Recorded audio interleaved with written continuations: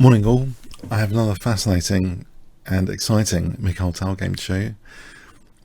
This has been in many people's collections at chessgames.com. It's a great one, I assure you. The opponent, Erwin Nievergelt, actually created a pun for this game. You'll never get me. You'll never get me. Never get me. Anyway, so let's have a look at the game. E4 from Mikhail Tal. We have C5. Nievergelt is not, by the way, an IM or a GM or anything. He's just a Switzerland player. There's not too many notes about him at chessgames.com. He was born in 1929 in Switzerland, so a local. He's playing. Tal is playing basically a local player. Yeah. Okay, knight f3, knight c6. We see an open Sicilian. Knight f6, knight c3, d6, bishop g5. The Richter-Rauser system. We see queen d2 here. Quite often, players with black actually play a6. This is quite common. For example, a lot of games carry on like this. That's usually what happens. But here we see h6, which is a little bit on the slow side. White actually now can just take on f6. This is quite dangerous for black. He's forced actually to play g takes. He's virtually forced to play g takes because on queen takes we have knight db5 and there's a lot of pressure suddenly on d6. For example, queen d8, white castles queenside, no good. Yeah, there's a big problem with d6 in this line. So basically this is essentially forced to play g takes f6. White castles now threatening knight db5, putting pressure on d6. That's parried. f4, bishop d7, bishop e2, h5. Now, although it might liberate the bishop potentially to h6 one day, it is a bit of a target on h5, this pawn. This is an isolated pawn in the position. The only isolated pawn, actually, if we check out the pawn structure. We have king b1, taking the king away from potentially sensitive diagonal. Black does have the kind of trump card, the dark square bishop. White doesn't have a counterpart. So, good policy, you know, like driving on, when you drive on one side of the road and other people on the other. Good policy when the opponent's got a dark square bishop is to make sure you're driving on the other side of the squares. Your king is on a light square, or your pieces. Yeah, if you don't want to be tactical targets to that bishop. Yeah, getting out of the way. We have queen b6. Tal doesn't want simplification here. The knight retreats. Black castles queenside. And it seems actually it's not too bad at this point, black's position. You know, he has got some upsides. He has got that bishop pair. Now this pawn, after rook hf1, it looks as though this pawn is going to be sensitive to something like rook f3 to h3. But not only that, the third rank here is actually very interesting. If you contrast both players' third ranks, it looks as though the white rooks in this position do have greater freedom to switch across the third rank, because look how many pawns are on the third rank here for black. Quite dramatic, the difference. There's 4 pawns for black on the third rank and 0 for white. There's 2 on the fourth, which means rooks can seemingly swing left and right quite easily. It's a very interesting aspect of the position. More potentially active and versatile aggressive rooks. We have bishop e7, and in fact that's demonstrated rook f3, as though rook h3 could be an issue immediately for black. Rook dg8, trying to tie white down though in the meantime. So that's not really going to happen now after bishop f1. Just protecting g2. King b8. And in fact now rook d3, showing, you know, the versatility of the third rank, but also this pressure point d6. White is actually threatening rook takes d6 here, because after taking would be winning that bishop. So getting out of the way of that, bishop c8, sensible. a3, taking away b4 and the first pawn actually on the third rank, taking away b4 from black, means that potentially knight a4 could be a hassle for black. The queen has got a7 at the moment, and technically g1, which it might not be too terrible sometimes. But okay, taking away some squares from black. h4, queen e1. Very interesting move, queen e1, looking in all directions. Three main directions, very centralized there in a way. And what is it preparing? Well, after rook g4, I mean, there's possibilities of rook h3, you might argue, possibilities to hit that pawn. But there's something very surprising after rook g4 that is played. Now, I've alluded actually already that there's a more aggressive kind of pawn structure, and one facility afforded by that pawn structure is the greater versatility of the rooks, the flexibility of the rooks across the third rank compared to black's. But here, the pawn structure is about to change again with Tal's next move into, you could argue, an even more aggressive pawn structure. Can you guess what Mikhail Tal played in this position if I give you 5 seconds to pause the video? Starting from now.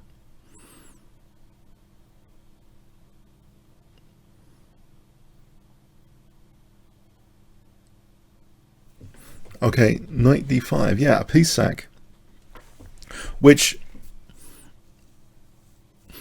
does lose a piece, yes, and creates actually a more aggressive pawn structure. Now that pawn is not on the 4th, it's on the 5th, which means we've even got even more greater mobility of pieces, using even more squares, like the e4 square, but also pushing back the black pieces. Well, actually, it can't go back. This would be absolutely terrible to lose the bishop on e7. There's only one sensible move here, knight e5.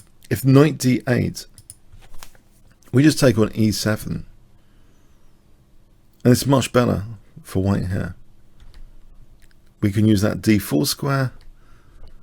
We can use the c3 square. The rooks are just very aggressive, threatening things like queen c7 potentially if black ever took on d4. It's just too dangerous for black there. And it's not even a piece sack anymore. So knight e5 here is played.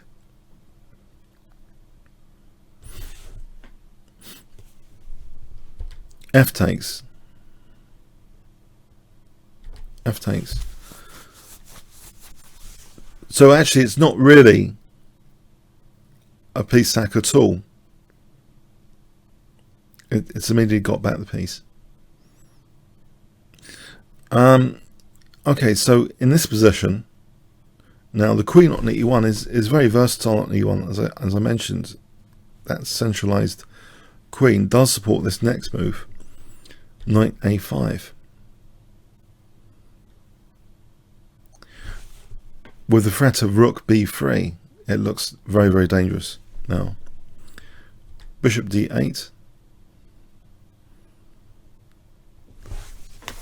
Now here, another very interesting move, which kind of weakens, potentially, well, kind of weakens black's pawn structure potentially, eventually. Trying to get to black's king. Can you guess what Tal played in this position? If I give you 5 seconds to pause the video here.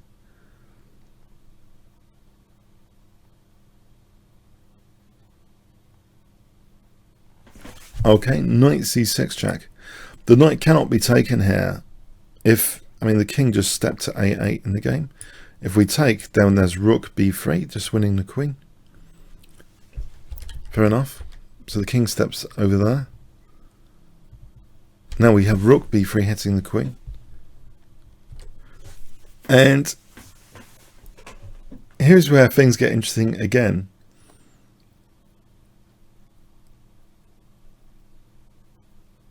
So far there hasn't been any real piece sacks, in fact. But what does white play in this position, which does weaken black's kind of defensive pawn structure? It's interesting to consider the pawn structure at times in relation to these piece sacrifices, because they do fundamentally affect the flow, the versatility, the flexibility, the aggressiveness of pieces, and the defensive capabilities of the opponent's pieces. So this next move is very interesting in that regard, in a way changing pawn structure to be a bit more aggressive again here. If I give you 5 seconds, what would you play here with white?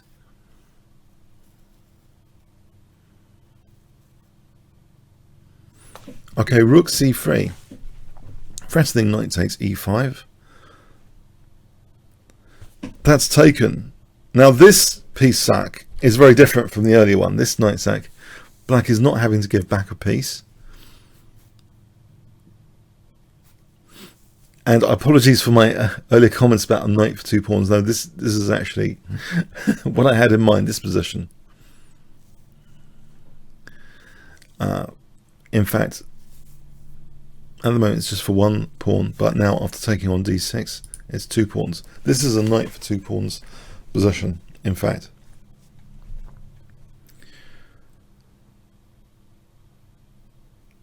It's aggressive. There's only 1 pawn near the opponent's king now, so king has been slightly compromised, but you could argue, well, black's a piece up.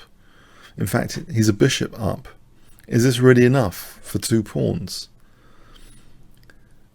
Technically, the engines do like black here. In the game, rook a4 was played.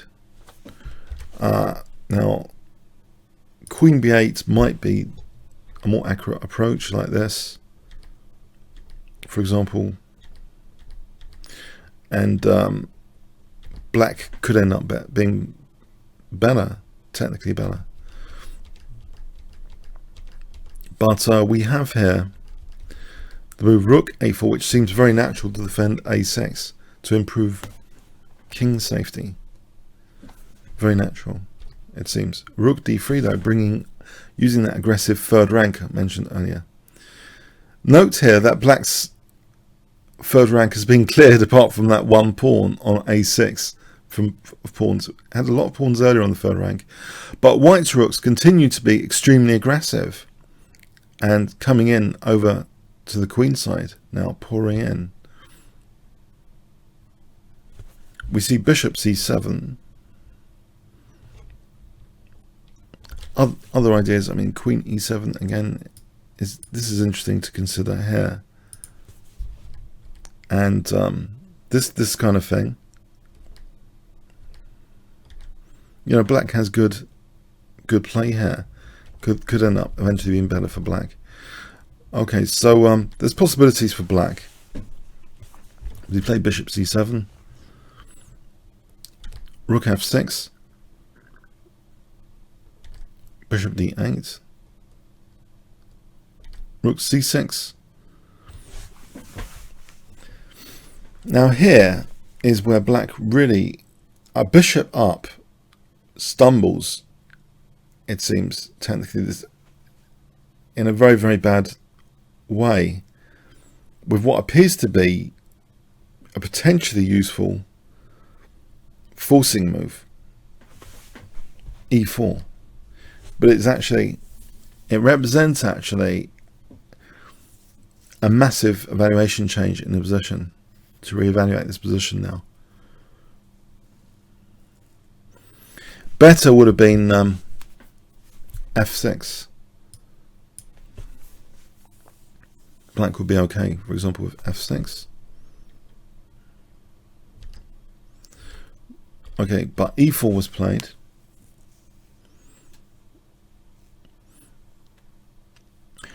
And what can we say about e4 intuitively? It's interesting. Well, when you move pawns, you kind of weaken squares.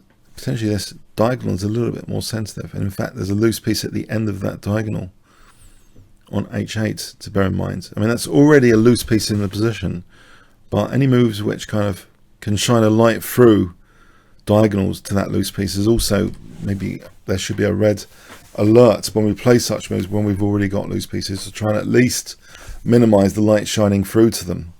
Maybe that's some sort of generic tip, because what we're about to see is a remarkable set of resources now. Okay, we see rook b3 kicking the queen, it seems. The thing is here, it's already spelling immediate disaster based on this diagonal. The problem Black must have realized now, to his complete horror after playing that e4 move, is that well, he played bishop a5, which you might find surprising. If he plays, well, there's limited choices. If he plays this, then rook takes c8. But if he plays queen d7, can you see the horror that would await Black in this position? What does White play here? If I give you 5 seconds here, what is the crushing move here?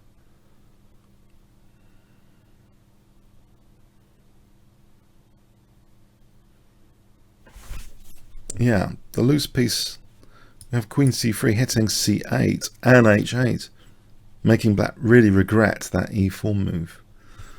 So for example, bishop b7, we can just take that and take here. This is just really brilliant for White. So yeah, Black's forced into this awkward response in this position to play bishop a5, trying to counter-attack White's threat to stop White using c3. We have queen e3 being played now. So threatening, of course, rook takes b7 still, renewing that threat. We have now the queen moving to a7. And now,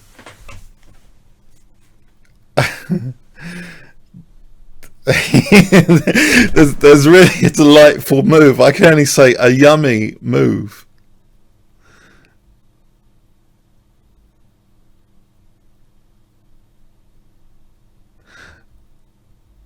I can give you a slight clue, perhaps.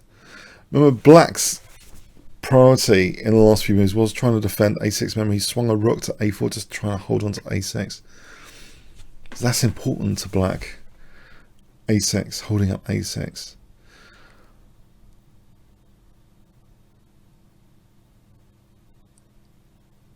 Okay, this next move is really amazing. Can you guess it? White play, and it's a really bone-crushing, kings-crushing move. So I'll give you 5 seconds to pause the video. You might want to study the position for a few minutes and come up with this move. It's really, really super cool. If you get it, you get 1,000 points, virtual points. They can't be exchanged for real currency. Please note. Okay, so this next move is wonderful. I hope you can guess it if you pause the video. So I'll give you 5 seconds starting from now.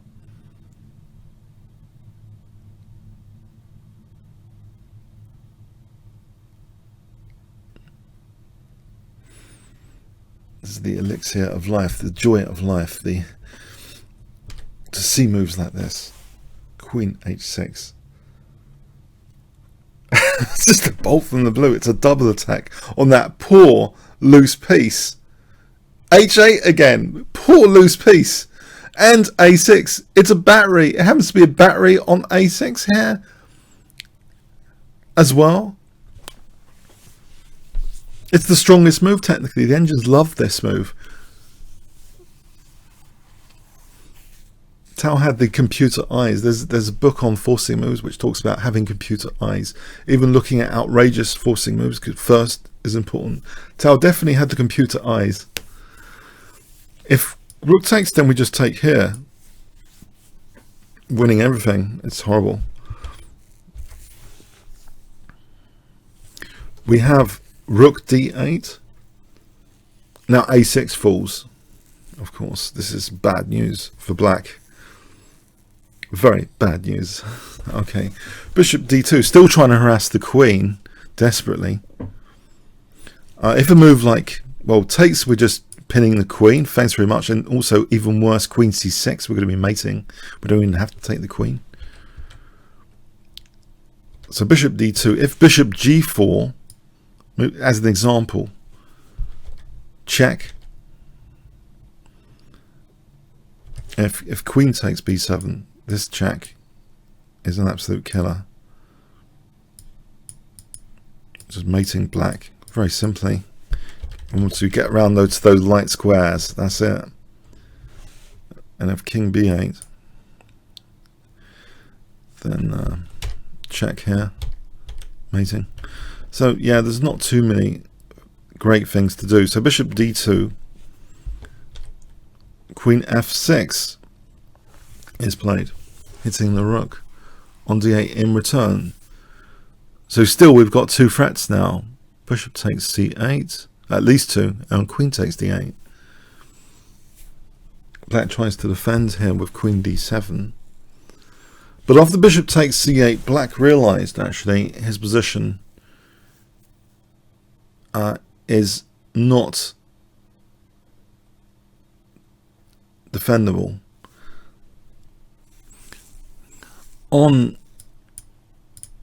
If the game continues with rook takes c8, rook a6 check. So essentially, taking is impossible. That really does finish off black extremely quickly. And then mate to follow that. If black wanted to be stubborn in this position, just for sake of argument, queen a7.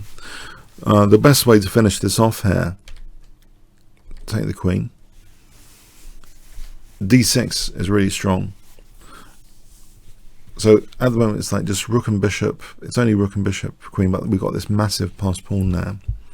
Rook d7 as an example. Queen f1 coming around for queen a6.